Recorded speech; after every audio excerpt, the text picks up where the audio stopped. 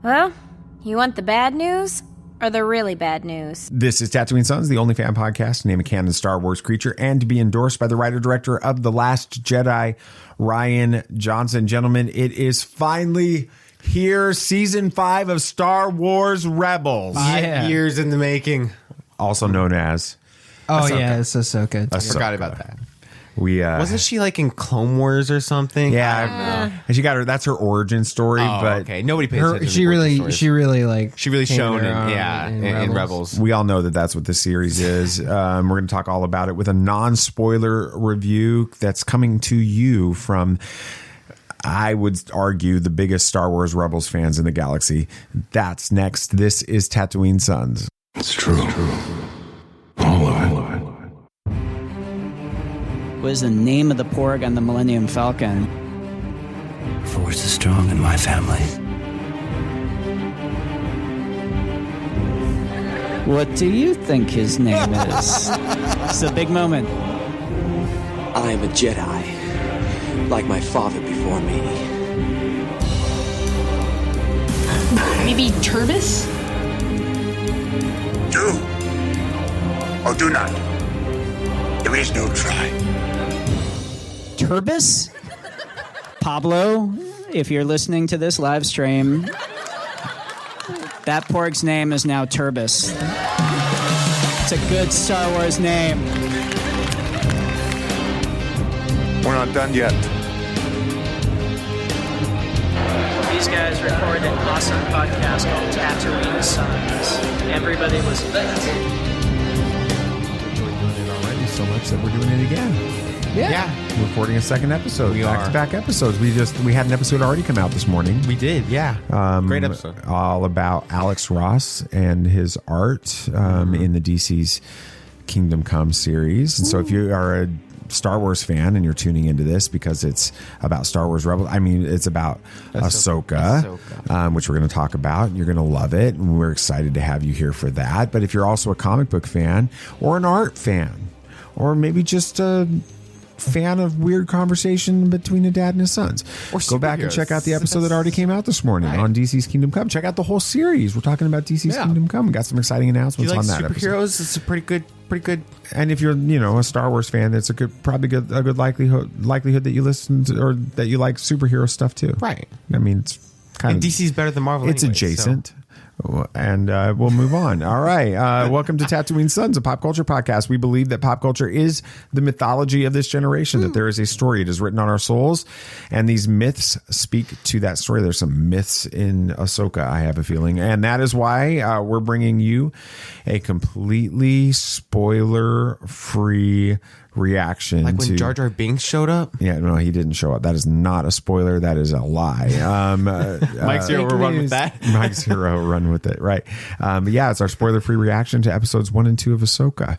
And we want to make it really, really clear that Tatooine Sons in this episode. Now, we normally don't even give spoiler warnings on episodes because we are going to spoil stuff, but we want you to know that if you're listening to this and you have not seen the first 2 episodes of Ahsoka yet, that this is a safe place for you. You are not going. That is our promise, our commitment to you, is that we are not going to spoil those 2 episodes. Unless you're a Facebook group on about Star Wars Rebels. Well, let's talk about that. I want to get your guys' opinions. You got my opinion on this. Well, I want to talk to Sam, and then we'll come back to you. And don't tell my story. I'll tell my story. I'm going to let you tell your story. All right, but anyway, Sam. But it happened like this. So exactly. What is a spoiler?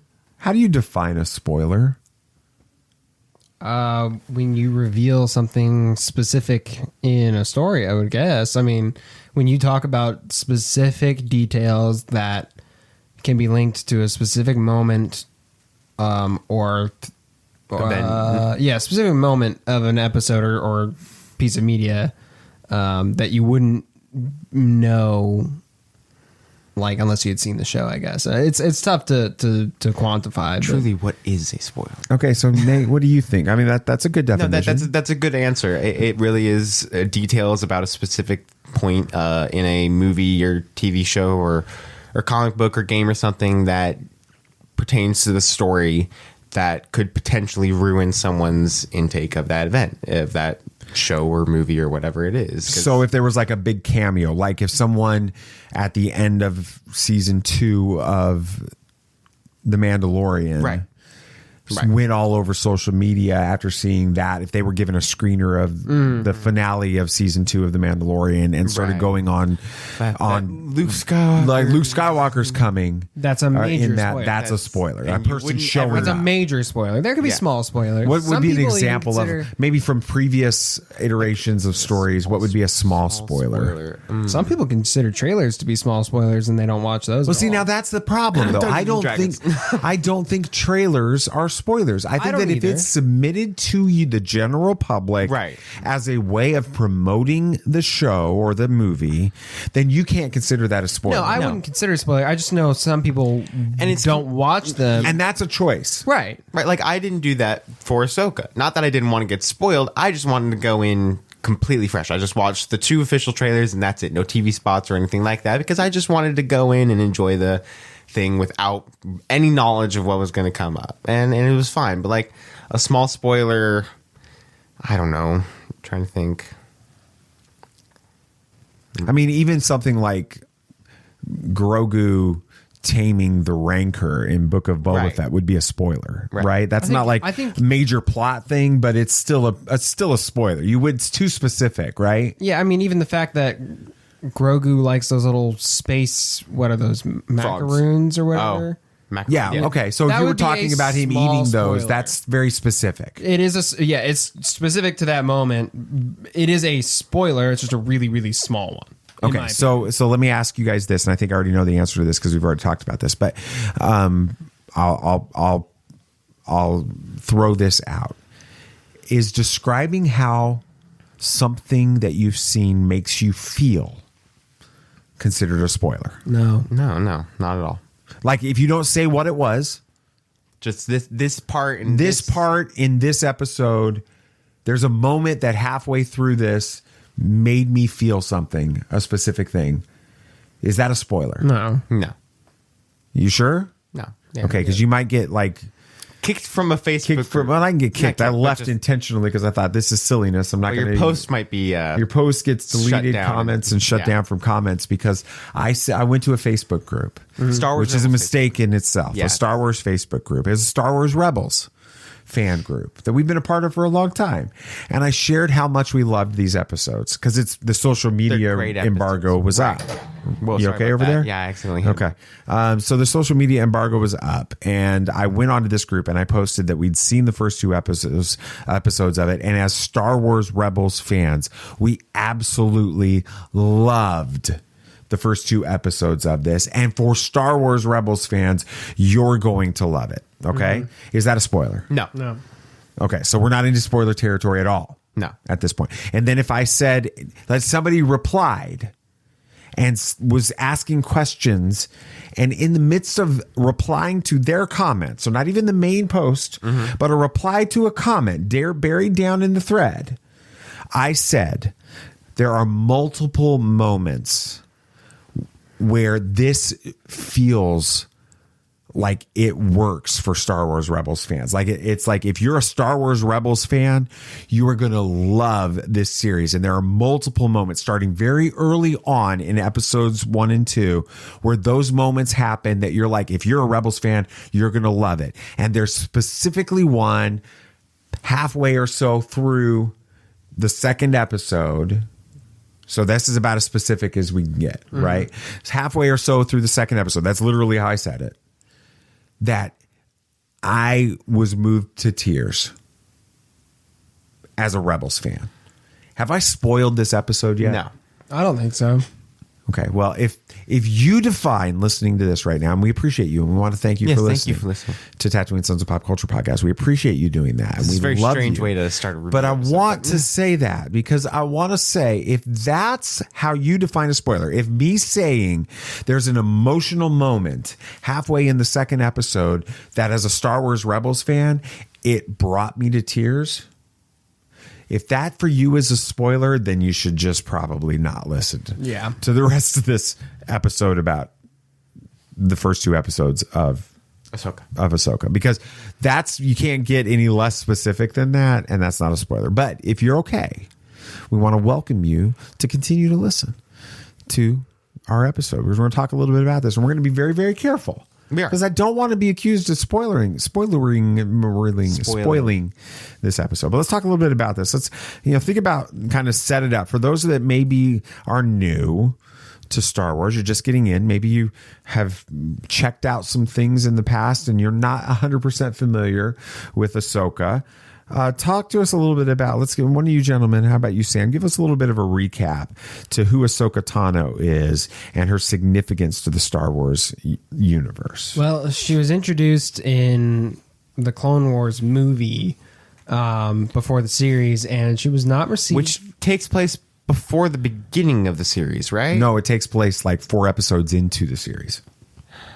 That's why it's Star Wars. But the movie came out like 2 years. Yeah. It was the pilot, but it's Star Wars. So anyway. She was not received very well. Fans were not a huge fan of her for a while.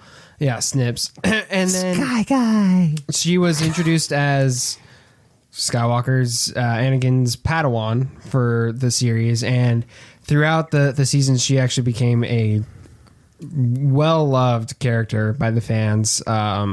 Until her departure in season 6. It's season 5. It was season 5. Season 6 is the lost episodes or the lost stories or whatever on Netflix. Yeah. And we had gotten some of her in. We got some more of her in the final season that they released of Clone Wars. But before that, she was reintroduced in Star Wars Rebels as an older Ahsoka. She was teased early on as the rebel, informant spy called Fulcrum. Which spoilers for Rebels and Clone Wars, I guess. Yeah, but at this point, we're not worried about spoiling Rebels. Spoiling Rebels or Mandalorian at this point. We're worried about spoiling Ahsoka. Right. But she was known as Fulcrum, and it was mentioned several times. She had a relationship with Hera in that series. Right. And Hera was the contact for Fulcrum. And that's how we kind of are introduced. And then we see her. She's like brought into the story in season 2 with that. Fully. What's the big moment at the end of season 2? It's where she reunites in a way with Anakin, right? She duels Darth Vader. She dies.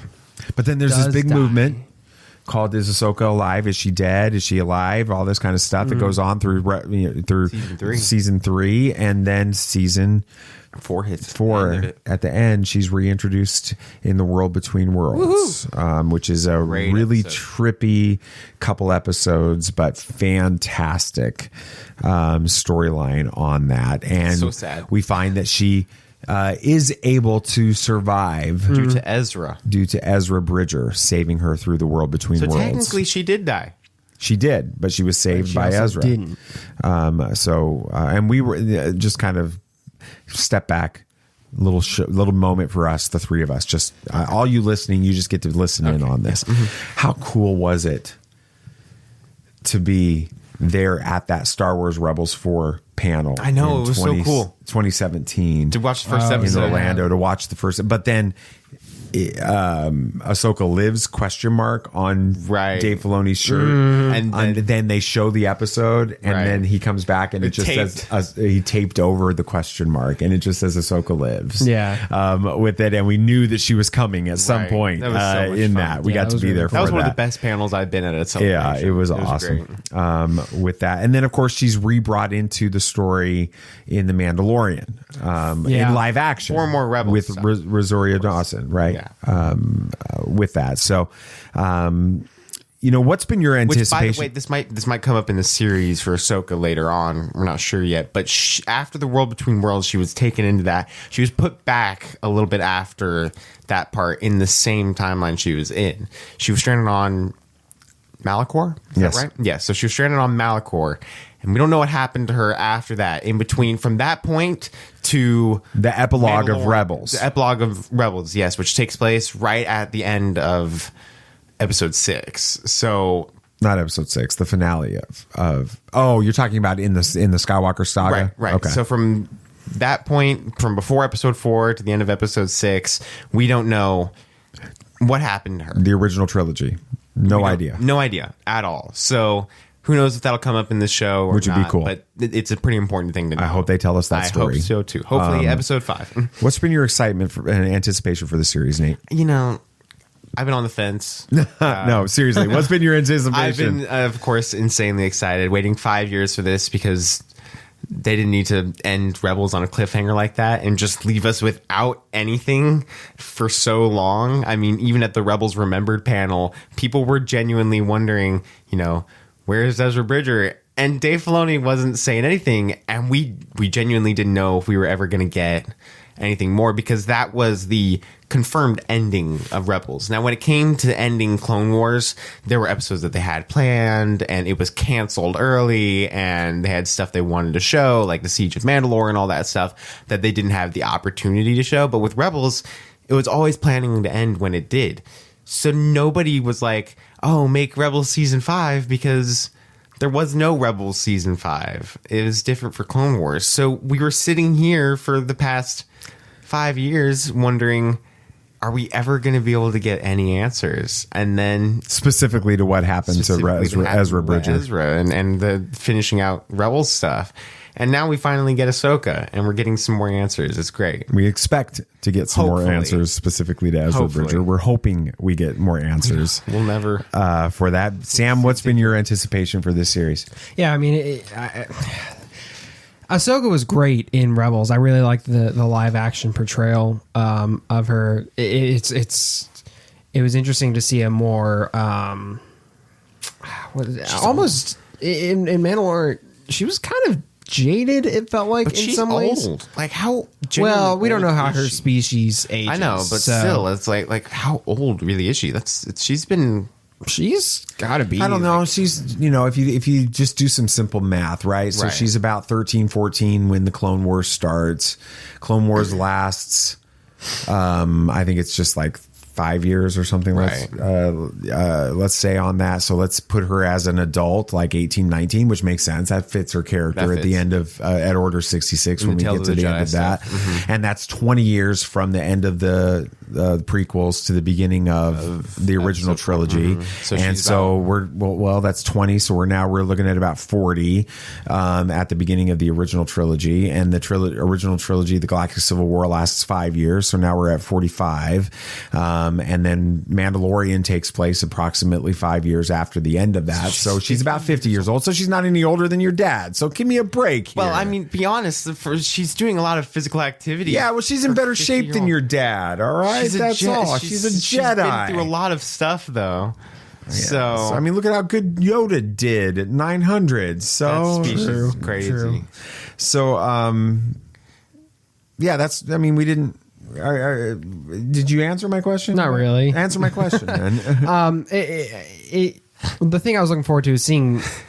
Obviously, I'm excited to see what answers, if any, we get regarding Rebels. I mean, I think that's really why we're all here for it. But seeing this new take on Ahsoka a little more, not a little more, it's her whole series around her. It is really exciting because she is an interesting character, and seeing her in this era, we were really.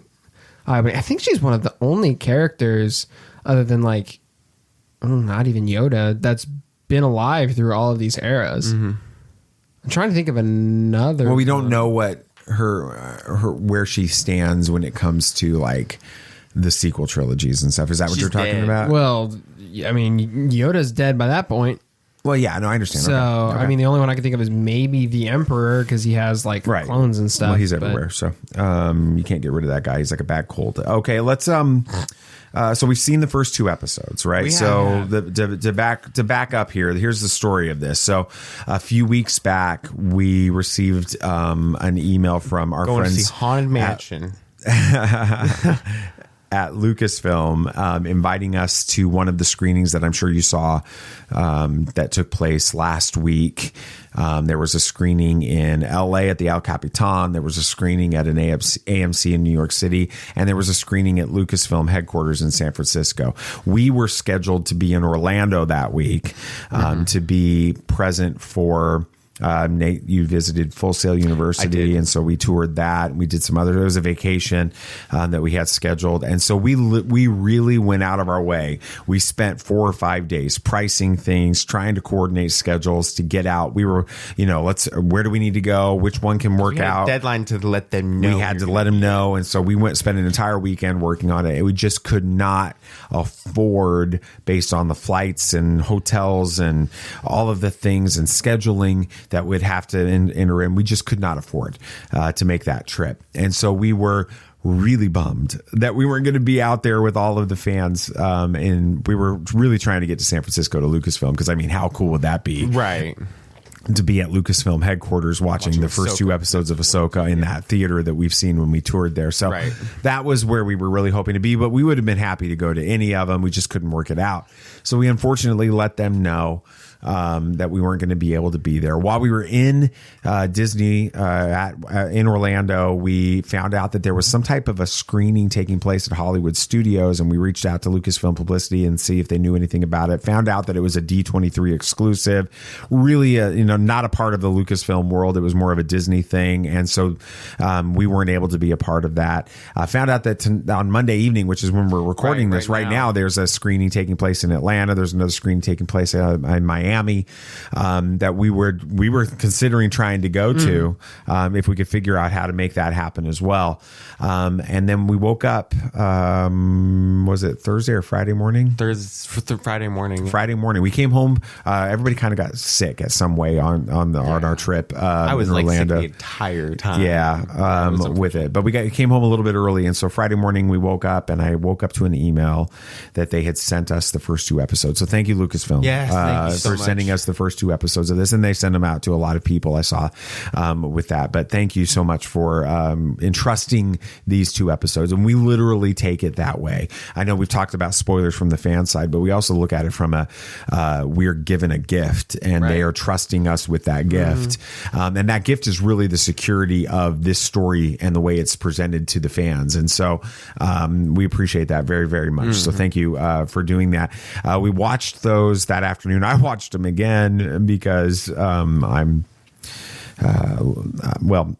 I'll give my impression of this.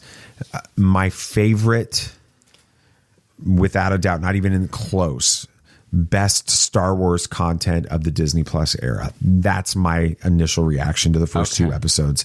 I don't know if many people will argue with you. Well, I'm curious. What are your guys' initial reactions after watching? No, obviously we're staying clear of spoilers here, but what's your reactions? Yeah, I mean, it kind of goes to what I said at the end of our Kingdom Come episode, our regular episode this week that came out earlier today. Yeah. I don't think this is spoilery. I said one word, hyphenated. It feels like Star Wars, and that's really what I got from this. It kind of goes with what you said in that episode too. It feels cinematic.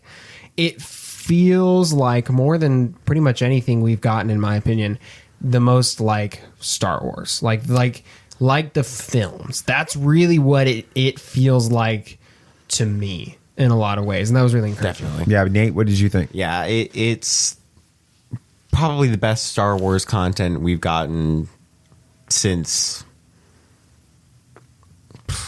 Solo, I'd say. Really? Yeah. All right, going all the way back. So Going all the way back, you yeah. even put it at a level above seeing Rise of Skywalker in the theaters. Yeah, and that Rise of kind of Skywalker was fun, but I mean, Solo is my second favorite Star Wars movie, right behind Last Jedi, and so when it comes to everything about that, this is the best Star Wars content we've gotten since then, and not that any of the Disney Plus stuff is bad. I love all the Disney Plus Star Wars stuff. Mandalorian is amazing, and Obi-Wan Kenobi, we loved fantastic. it. Book of Boba Fett was Yes. weird, It was and we still loved it, yes. right? But this is Star Wars. There's no doubt about it. Andor, I mean, there's some amazing There stuff. is really amazing stuff, but this is Star Wars. This is immediately what I think of when I think of Star Wars. This show does it so well, and like that is shown throughout the entire 2 episodes in every way. And I know that some people are a little like on the fence about it from some of the clips that have been released. They say it doesn't look right, that the lightsaber combat looks strange. I can tell you this, it is so much better in the full format watching the episodes than you're seeing in these clips, because the clips don't do it justice, because that's taking one segment from a series that is not serialized. This is one story. It's not like The Mandalorian with a kind of a case like a week, chapters and everything. This is genuinely one story, and it feels like it could have been a movie. And I would love to see it kind of cut together as a super cut, like we got with well, we've got a lot more story to tell still that we don't even know yet. It's great though. With it, you described at the end of our last episode when you did our one word teaser for this, encouraging, yes, hopeful, right? Was because I definitely am excited to see where this. And you were nervous going into very this. nervous. Rebels is a big deal for all of us. It's a huge deal. It's what got Sammy and I really into Star Wars, and so it's kind of. It's what I hold closest to Star Wars. Rebels is Star Wars. Yeah, tell the story, Nate, of the finale of season 2 of The Mandalorian, and so that people can understand the way that you view Star Wars, specifically as it connects to Rebels, and why that translates into your thoughts on this series. So before we watched the season 2 finale of Mandalorian, you said that there was a big cameo in this episode, and I heard that there was I'd gotten completely spoiled as to the fact that Luke Skywalker was in the finale of season 2, because somebody on Twitter, I was bitter when I brought that up earlier. So anyway, and we already got Ahsoka in season 2 of The Mandalorian, so I was already super excited. And I'm like, what if this big cameo has something to do with Rebels? That was what I was going into. I was so excited, and then we get closer and closer to the end, and there's not been a big cameo, and I see this X-wing go into the docking bay, and I'm like, oh, what if it's Ezra or something like that? That was so cool. And then the green lightsaber shows up, and I immediately explain why you connected to Ezra, because Ezra had a green lightsaber at the end of Rebels, and that was his lightsaber that he built. So I immediately thought, I'm like, oh, no way, it's Ezra. I was so excited. And then it was Luke Skywalker, and in some ways I was disappointed, because Luke Skywalker to me really isn't what I think of when I think of Star Wars. When I think of Star Wars, I think of Rebels. And I'm still a firm believer that Ezra Bridger is one of the most powerful Jedi we've gotten in the canon of Star Wars. In some ways more than Luke Skywalker, but I won't get into that here. But I love Rebels, and I love Ezra, and I was so excited to have the potential of seeing him. And then it was Luke Skywalker, and it kind of fell flat for me, because that wasn't Star Wars to me. And now getting this is amazing. And I mean, the finale of Rebels is one of the greatest finales I've seen, and one of the greatest finales in television. And I mean, every single time I watch those last 5 episodes, they always get me to tear up, because the emotional connection you build with these characters is so strong that I grew up with Ezra. He was about the same age as I am. And so I grew up with this character, and I felt more for this character as I grew up, because I was seeing him age with me. And that was so important to me watching it, which I can get that some people automatically say Clone Wars is the greatest animated show for Star Wars ever. And that's the majority of people say that. Sure. And every time I see that, I'm like, how do you say that? I'm like, did you watch Rebels? Did you actually watch it? Because I'm like, there are so many ways you get more emotionally invested in Rebels than you do with Clone Wars, because you know what happens to these characters in Clone Wars, except for Ahsoka and Rex, and those are two side characters really in Clone Wars. And Ahsoka's the main character. Yes, Ahsoka's the main character of the Clone Wars, and I think a lot of people feel about Ahsoka the way they grew up with Ahsoka, in the way that you feel about Ezra growing up with this. But then you described your one-word reaction to the first 2 episodes of Ahsoka as being encouraging, or being hopeful with that. Describe why you're saying it's encouraging for you. What was your thought coming into this? Were you worried about the way they were going to handle these characters, these stories? Because it's been joked, and we joked opening this episode, that this is Star Wars Rebels Season 5. It's just a live action version of that. Explain to me what your concerns were coming in. Going into it, I was worried how they were going to handle it. And anything, like with the Batman, I was super worried for that, because I wanted to see them do it right. And when it came to this, I wanted to see if they could follow up Rebels or anything like that correctly and in the way that would be satisfying to a Rebels fan like me or like us. And the first 2 episodes kind of quenched all the fears I had, because I'm like, this feels like Star Wars to me, which Star Wars to me is Rebels. And so it feels like that. And so it is encouraging for the rest of the series, which is an 8 episode season. So we have 6 more to go. And I can't imagine where it's going to go. And I'm so excited, and I'm hopeful for what we're going to be seeing. Overall tone and feel of the series, what were your thoughts? Well, we're only 2 episodes in, right? so but I'm at this point, when you're to, watching those 2 episodes, I'm trying to think of a good way to put it. It feels weighty, but not like dark, if that makes sense. Mando kind of had moments where it was kind of heavy, and for good reason. This has some important moments, with what we're talking about with Rebels and all of that, but it doesn't lose that Star Wars charm. I'm not saying that Mando didn't have it or things like that didn't have it, but it still has that Star Wars charm that you appreciate from the movies and things like that. What are your thoughts on the tone and feel? The tone is exactly what I want from Star Wars. It does have a heavy feel, but I'd say it has a heavy feel because you feel the stakes of these characters. You feel the weight of the mission of this series, and you understand where all these characters are coming from, and that's where the weight comes from. It's one of the few times we've had genuine stakes in these shows. I mean, with Mandalorian, you're worried about how Mandalorian's going to protect Grogu, and that's pretty much what the 3 seasons have been about. But what season 3 of Mandalorian did so well was it's showing, them fighting against the Empire for Mandalore. That had stakes, that had weight, and that's why it was so good, in my opinion.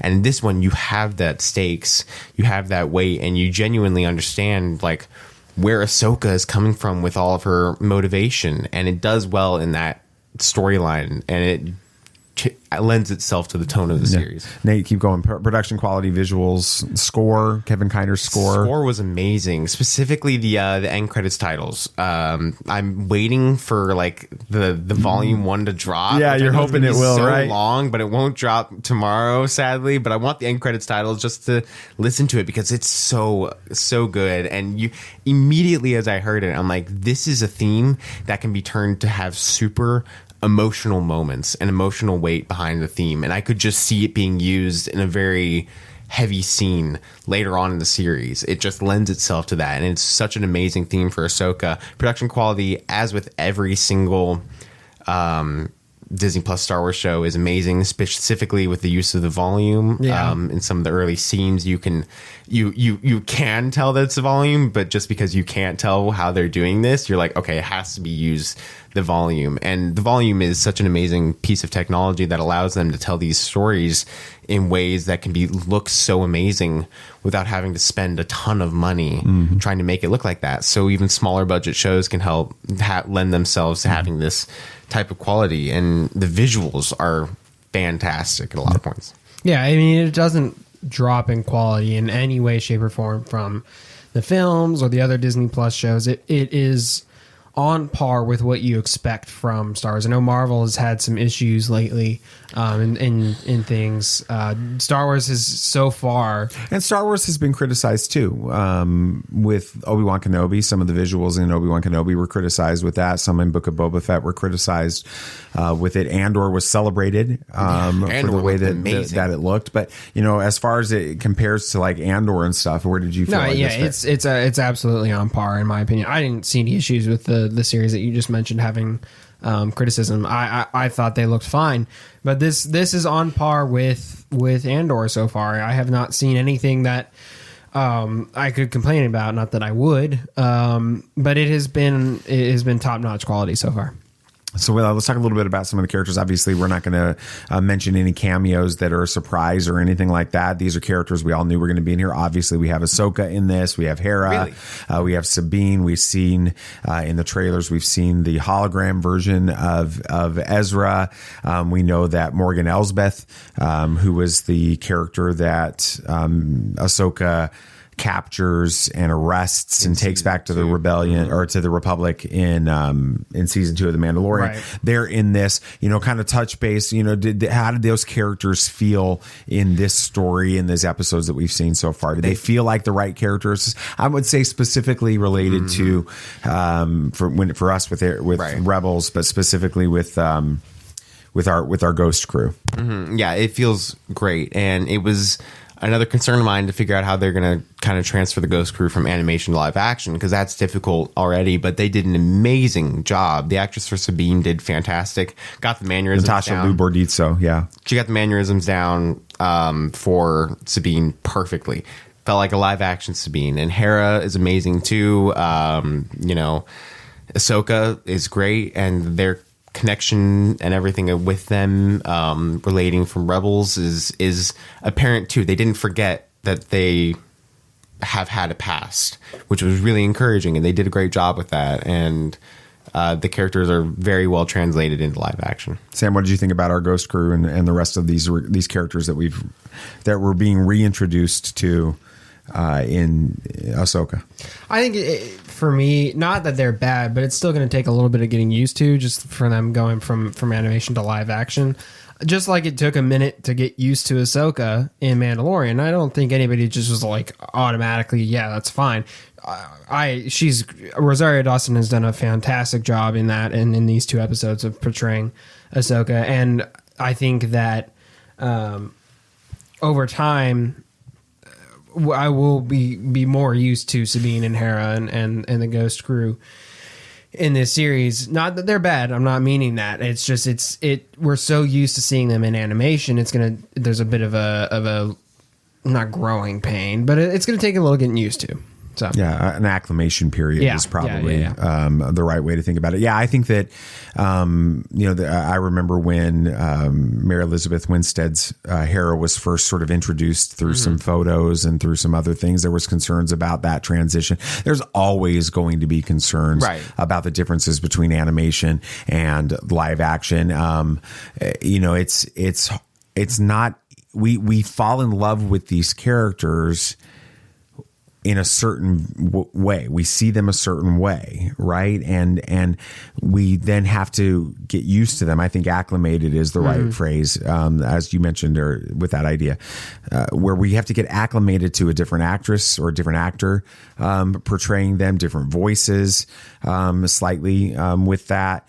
My question is, at the end of the day, does Hera make me feel like Hera made me feel in Rebels? Yeah, does Sabine make me feel like Sabine made me feel in Rebels? Does Ezra make me feel that way? And we're going to get that with other characters as well as we go forward. My question would be, of these returning characters, did you feel like they were true to the heart of the characters that you experienced in Rebels and in these other formats? Definitely. Yeah, absolutely. Oh, yeah. No, there's no doubt about that. That's good. All right, so let's talk. We got some new characters that were introduced, obviously.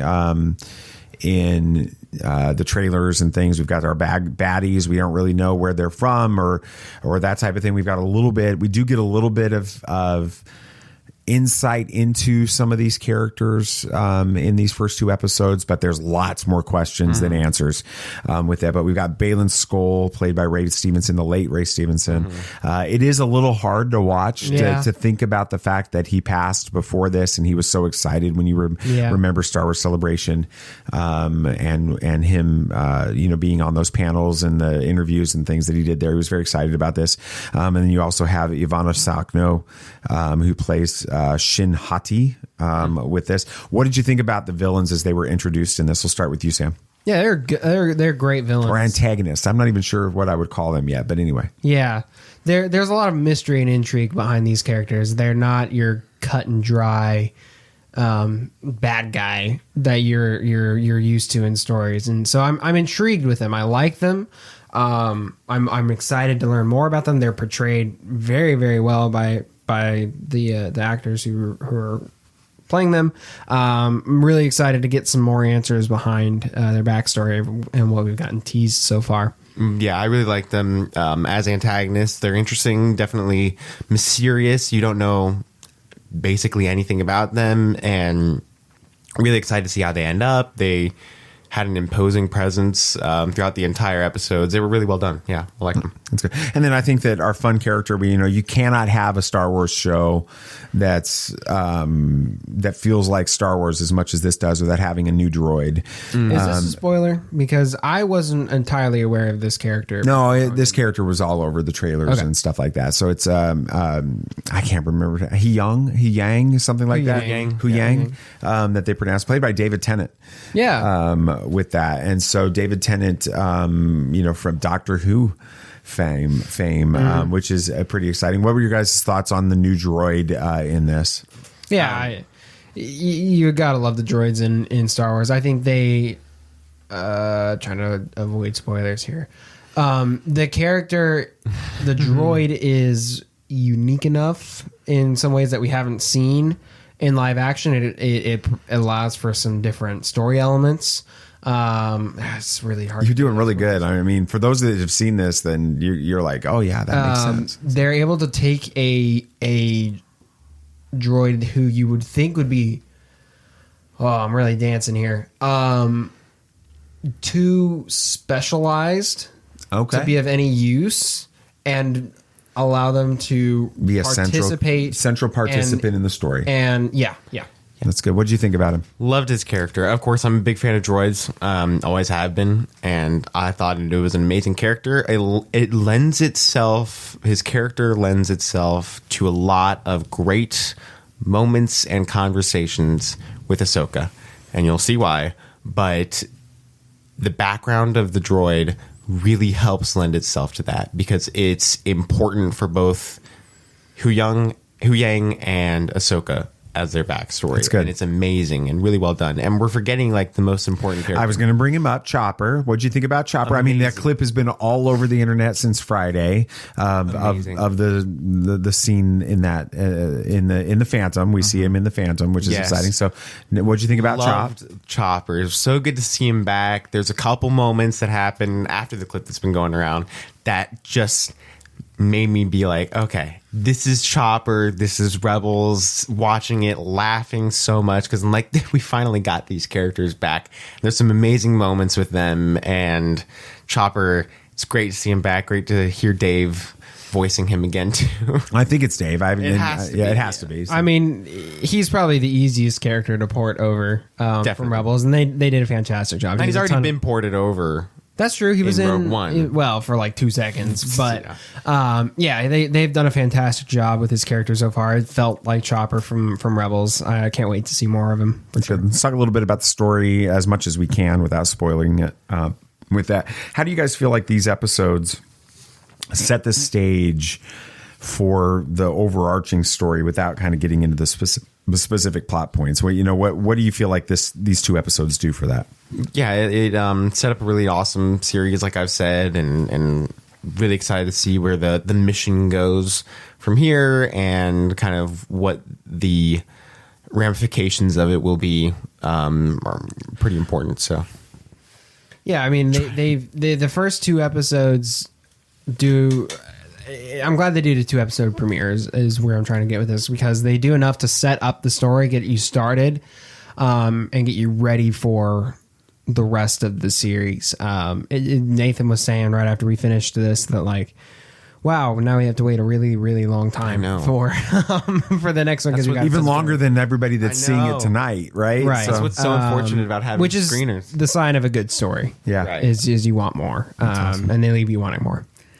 How does it tie into the overall lore? I mean, one of the things that I loved so much about Rebels was that it was more than just battles and lightsabers, and I love this about the Clone Wars too, but battles and lightsabers and Empire and Rebels and all of that. There was a mythology that was built into it. How do you feel like these 2 episodes have connected to that part of the past in Star Wars? You're really making this difficult not to spoil anything, aren't you? No, it ties well into what we've seen in Star Wars and adds some things to the lore that I'm excited to see where they go with.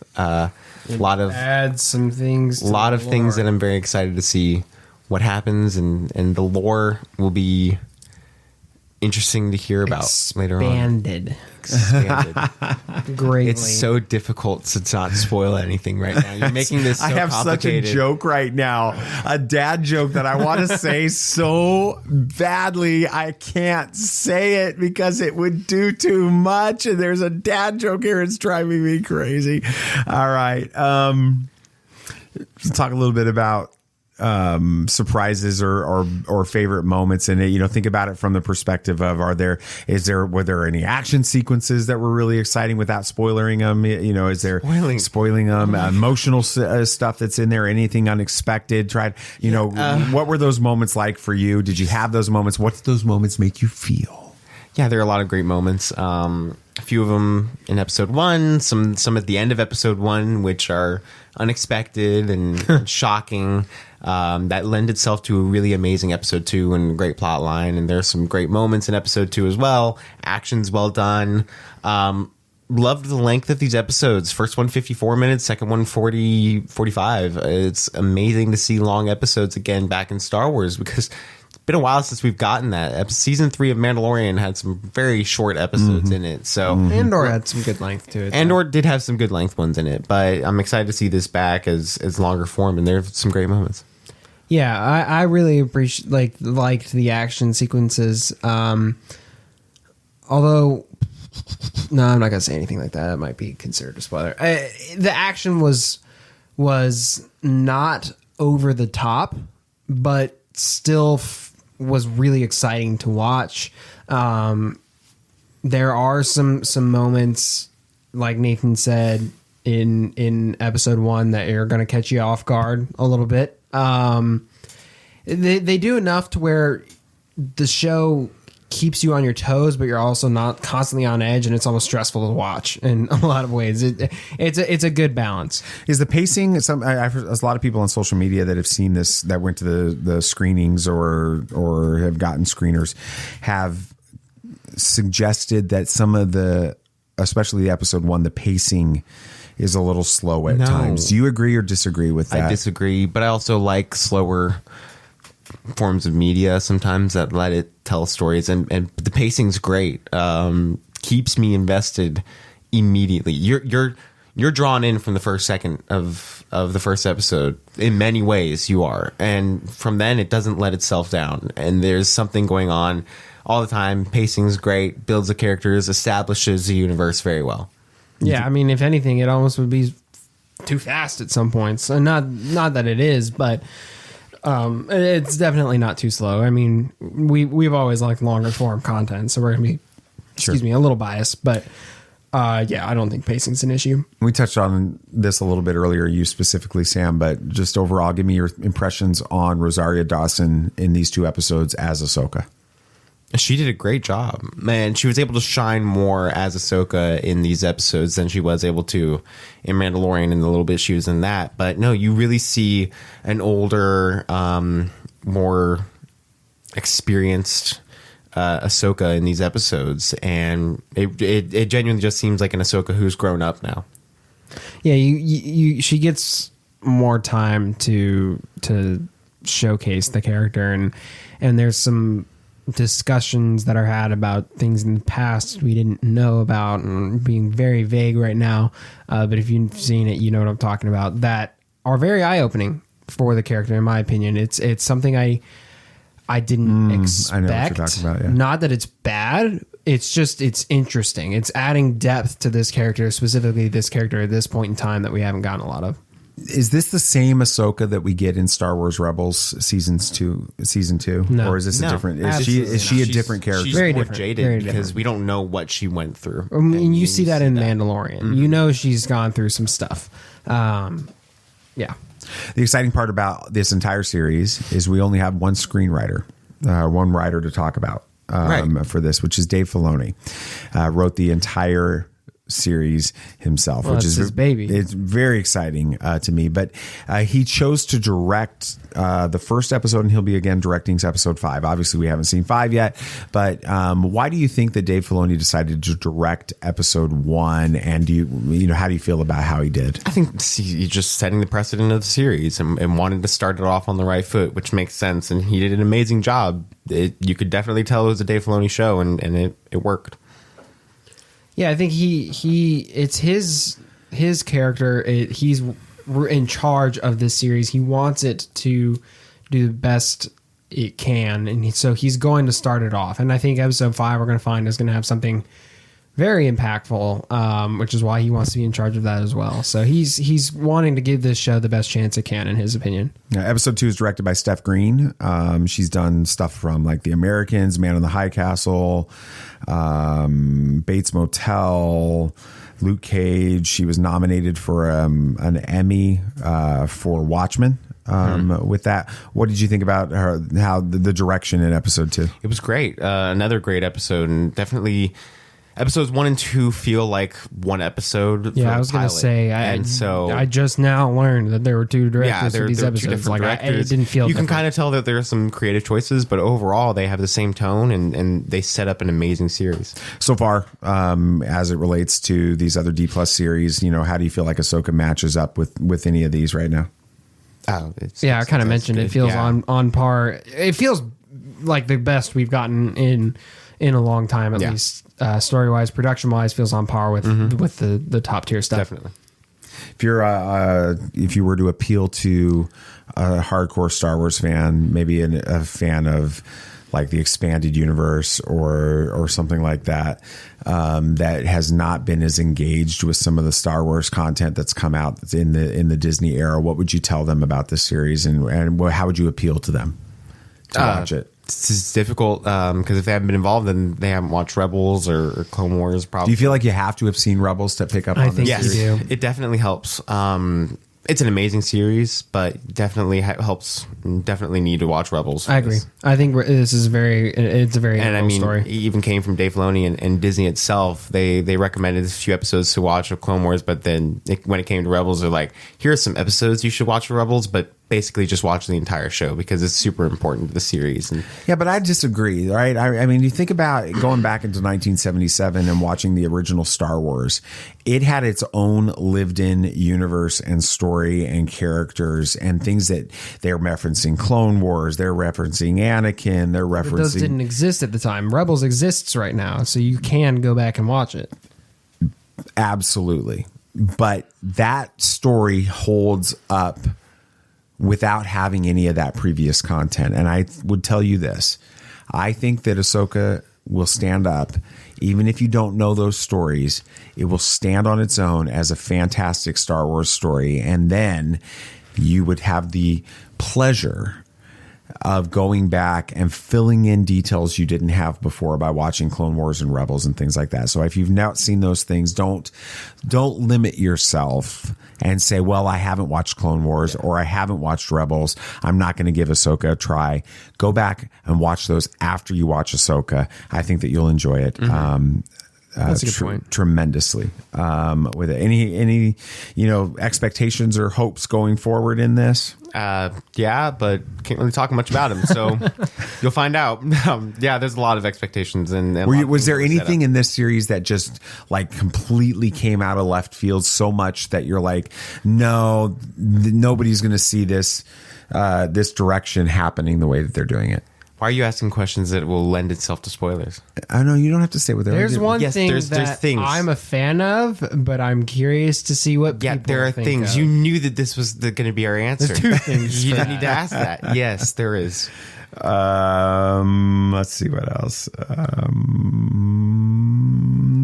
Anything else that you want to say about your feelings on this episode or these 2 episodes of this series? Just watch them. They're great. It's great Star Wars. Just a great show. It is Star Wars. It is fantastic Star Wars content. All Star Wars is good Star Wars. Just some Star Wars is better. This is the betterer. Definitely. From our perspective. This is Star Wars, and you'll know why in like the first 10 seconds. It's going to be very special to you. With that, I will say this. We should probably explain how we're going to handle the Ahsoka series going forward. Because on our main show, which hopefully you listen to, if not, we'd like you to check it out. There was a previous episode earlier today. We're in the midst of a series on DC's Kingdom Come, and we've made a specific intentional choice. Long before the Ahsoka screeners were sent to us, we made the choice of deciding we were not going to be reacting to the Ahsoka series week to week. And the reason we did that was because this isn't too important to us. Ahsoka was it is critical for who we are, and we wanted a chance to have basically gotten through the vast majority of the series before we started reacting to it. So it's not like on a week by week, episode by episode, what's happened yet. We've done that with The Mandalorian and Obi-Wan Kenobi and Andor and Book of Boba Fett. And sometimes that's fun and exciting. Sometimes that makes it harder for you to enjoy a show. Right. And so we made the intentional decision not to do that. We're going to pick up. We'll probably be at about episode 6 or 7 when we begin talking about Ahsoka anymore. We're going to continue our DC's Kingdom Come series, finishing that up. And then after we've had a chance to really get into this story with Ahsoka, we're going to come in and we're going to talk about Ahsoka. But even then, we're not going to be reacting to the episodes as much.